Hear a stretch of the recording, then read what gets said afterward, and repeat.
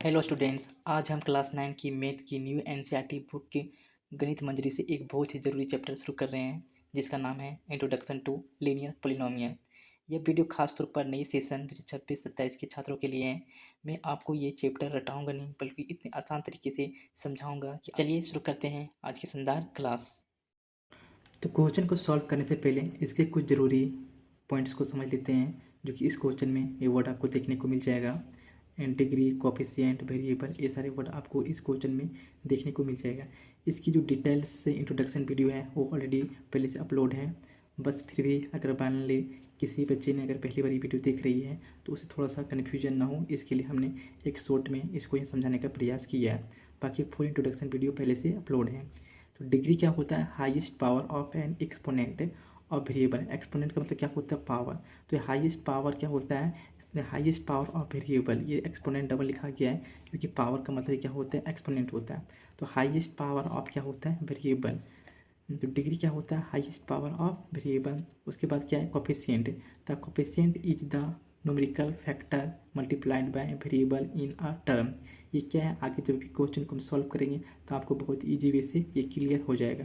अगर मैं अभी यहाँ एग्जांपल देकर समझाऊंगा तो वीडियो लेंदी हो जाएगा, फिर आप बोलोगे कि बिना मतलब की चीज़ें बता रहा हूँ।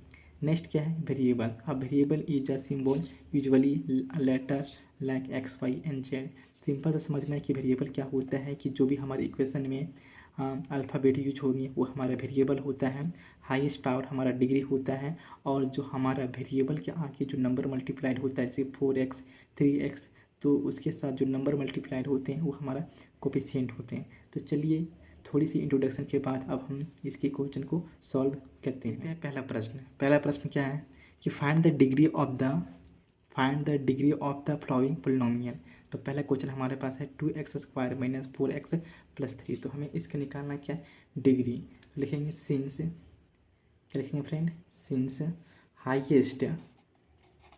हाईएस्ट पावर ऑफ, देखो तो इसमें हमारा हाईएस्ट पावर किसका है? तो फ्रेंड हमारे पास x है। इस इक्वेशन में मेरे पास क्या है? जो वेरिएबल यूज हुआ है ओनली फॉर x यूज हुआ है।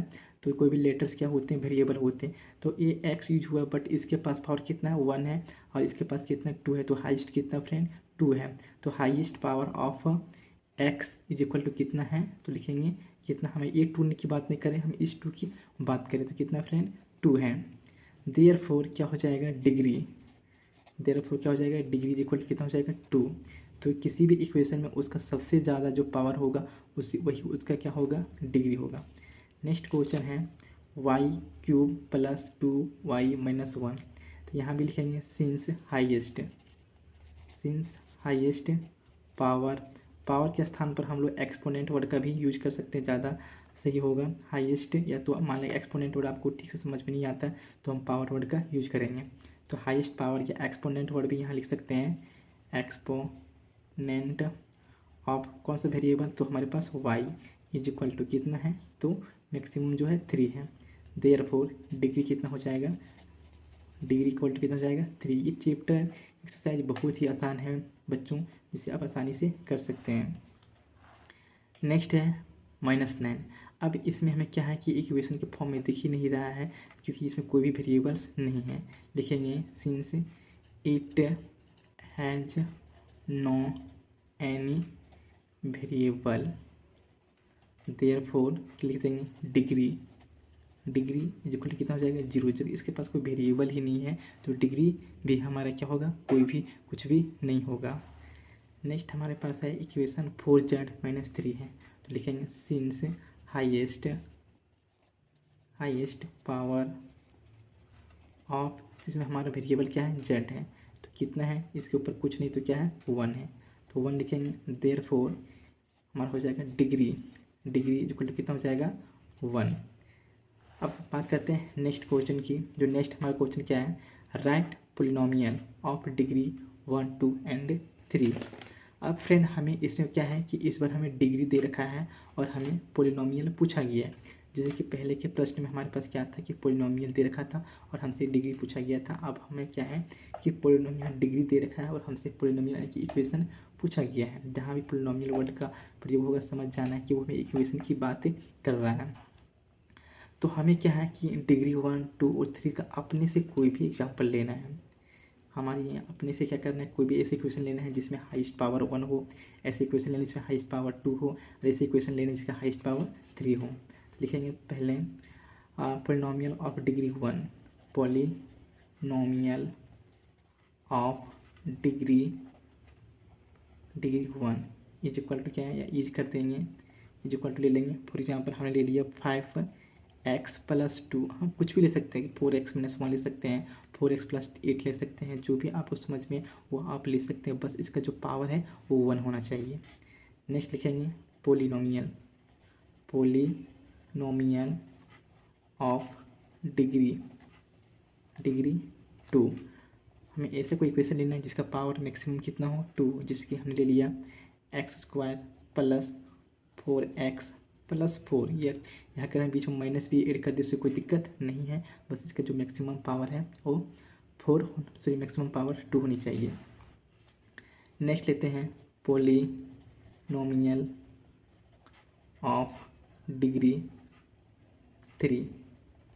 हमें क्या करना है, ऐसे इक्वेशन लेना है जिसका मैक्सिमम पावर 3 हो।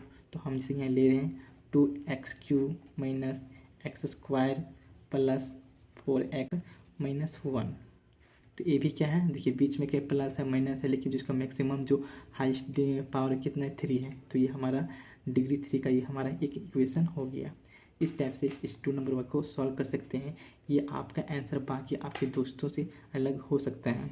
नेक्स्ट क्वेश्चन नंबर 3 को देखते हैं। इसमें क्या है, what are the coefficient of x² and x³ in the polynomial x⁴ - 3x³ + 6x² - 2x + 7।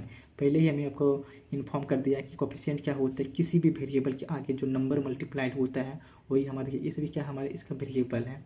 तो ये वेरिएबल के आगे जो नंबर मल्टीप्लाइड है, ये जो नंबर मल्टीप्लाइड है वही क्या हमारा कोफिशिएंट है। अब पूरे इस इक्वेशन में क्या है, हमें कोफिशिएंट को ढूंढना है। तो किसका कोफिशिएंट ढूंढना है, तो x² का और x³ का। तो हमें ध्यान देना कि x² के साथ क्या मल्टीप्लाइड है, तो हमें देखना है कि x क्या 6 मल्टीप्लाइड है, और x³ के साथ क्या है, तो -3 मल्टीप्लाइड है। देयरफॉर बोलेंगे कोफिशिएंट, लिखेंगे कोफिशिएंट ऑफ x²। तो x² के साथ क्या मल्टीप्लाइड है स्टूडेंट, तो 6। तो हम यहाँ क्या लिखेंगे, 6 लिखेंगे, एंड लिखेंगे, एंड कोफिशिएंट ऑफ x³। तो x³ के साथ क्या मल्टीप्लाइड है, तो आप यहाँ ध्यान देंगे तो ये 3 है, लेकिन 3 के साथ माइनस है, तो हम -3 इसमें राइट डाउन करेंगे।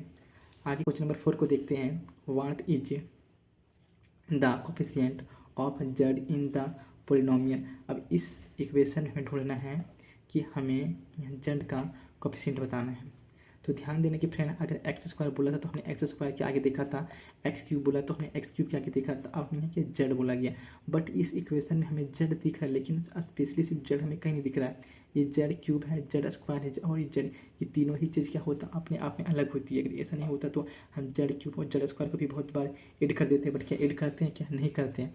तो ये z क्या है, इसमें कहीं भी नहीं दिख रहा है, तो लिख देंगे coefficient of z is equal to क्या है। तो इस इक्वेशन में कहीं भी z नहीं दिख रहा है, इसका मतलब उसका जो चीज़ हमें नहीं दिखे और उसका पूछा जाए तो उसका आंसर क्या होगा, 0। क्योंकि कहीं ना कहीं इस इक्वेशन में क्या है कि प्लस में 0 z लिखा होगा, क्योंकि x³ फिर z² है तो फिर z होगा, लेकिन उसके आगे क्या 0 होगा, जिसकी वजह से क्या है कि वो इक्वेशन में हिडन दिख रहा है, वो दिखाई नहीं दे रहा है। नंबर हमारे पास एक प्रश्न है कि what is the constant term of the polynomial. तो कांस्टेंट टर्म फ्रेंड आपको पहले से थोड़ी बहुत जानकारी होगा कि इसके साथ क्या कोई भी वेरिएबल्स नहीं होता, वो उसका कांस्टेंट टर्म कहलाता है। तो ये कांस्टेंट टर्म नहीं, क्योंकि इसके साथ क्या है लेटर्स का प्रयोग है, इसके साथ वेरिएबल का प्रयोग है, इसके साथ भी है, बस इसके साथ क्या है कि कोई भी वेरिएबल का प्रयोग नहीं हुआ है। देयरफॉर लिखेंगे constant term is equal to क्या हो जाएगा फ्रेंड, तो -10 हो जाएगा।